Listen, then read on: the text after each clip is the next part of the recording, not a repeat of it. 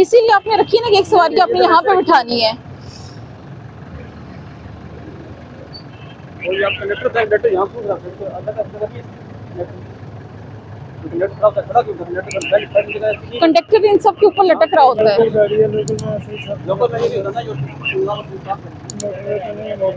Motorway road पे आपको देखेंगे काफी जगह है और परमिट चलेगा।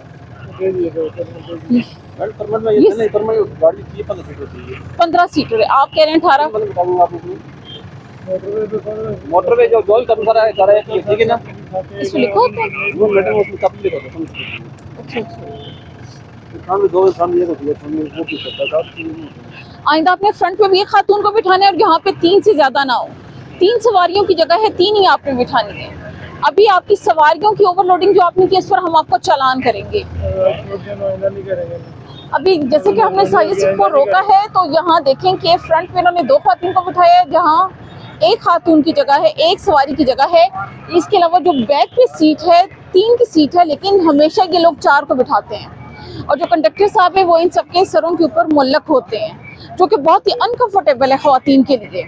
तो इसके खिलाफ भी हम लोग कार्रवाई कर रहे हैं और इनको बता रहे हैं, इनके खिलाफ भी इनका चालान भी किया जा रहा है कि इन्होंने सवारियों की ओवरलोडिंग की है और ये बहुत ही वो गैर शाइस्ता लग रहा होता है।